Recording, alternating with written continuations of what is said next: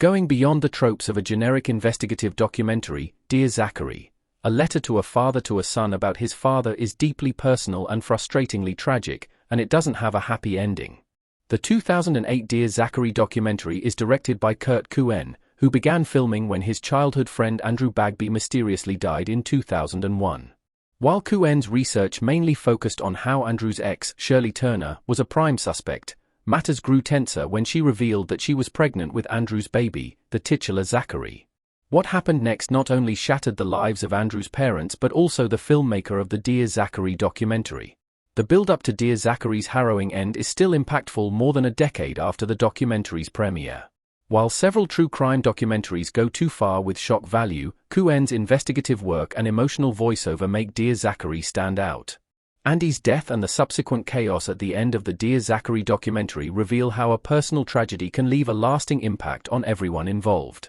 As well as investigating the ripple effect of trauma, the documentary's inconclusive end also turned it into a larger commentary on the American and Canadian legal systems. What happens in Dear Zachary's ending?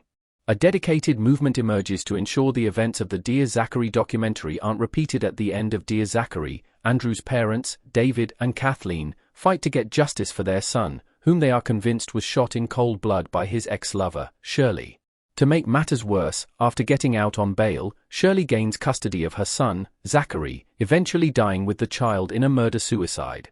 The final scenes reveal an open-ended conclusion, implying that Andrew's parents and friends will forever remain traumatized by Shirley's final act.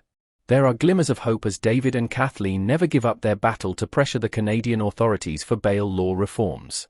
As Shirley Turner was able to roam free after resettling to Newfoundland, the aftermath of the case also reveals that the Newfoundland Ministry of Justice admitted in 2006 that their handling of her case was inadequate.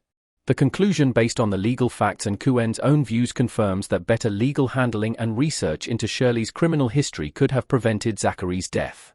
Ultimately, Dear Zachary serves as not just an obituary for a beloved man, but also a warning for the authorities to tighten their investigations in cases such as these. What did Andrew's parents do in the end?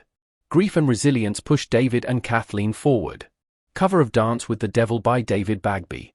Upon hearing the news of Andrew's death, David and Kathleen Bagby were fueled by grief to such an extent that they had even thought of taking their own lives. While Andrew and Zachary's deaths continue haunting the couple, they endure in their legal activism. David even wrote a memoir called Dance with the Devil, which became a bestseller in Canada. The Dear Zachary documentary's final frames show David and Kathleen still displaying a level of sadness on their faces that will probably never go away.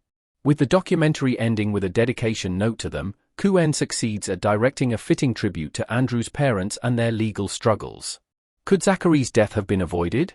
Retrospect in Dear Zachary highlights the mistakes that were made. A note from Dear Zachary. When Kurt Cohen presents his findings in his documentary Dear Zachary, his voiceover seems to be intentionally fast at times to build tension.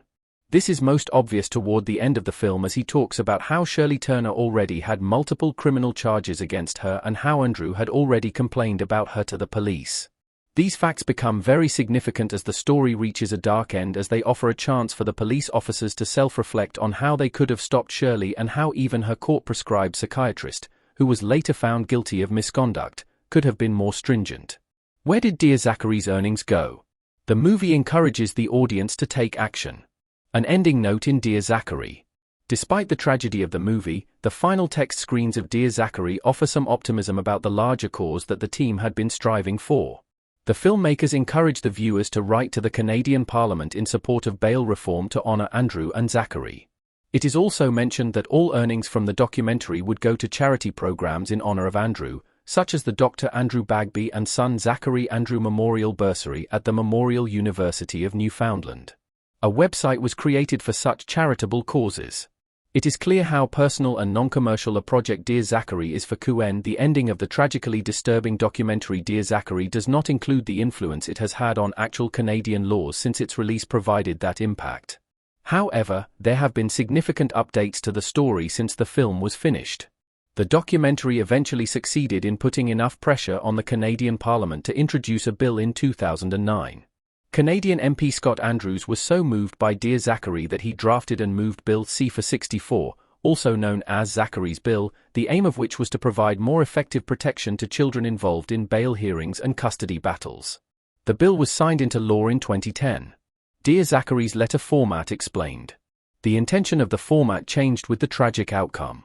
Kurt Cohen standing with Andrew Bagby. As is evident from the title, Dear Zachary plays out as a moving letter. With Cohen addressing the film's event directly to Zachary in the narration, the documentary becomes an epistolary work.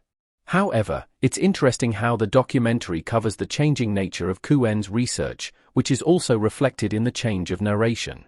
In the beginning, viewers hear the director addressing the documentary to Andrew as he attempts to know more about his friend's adulthood.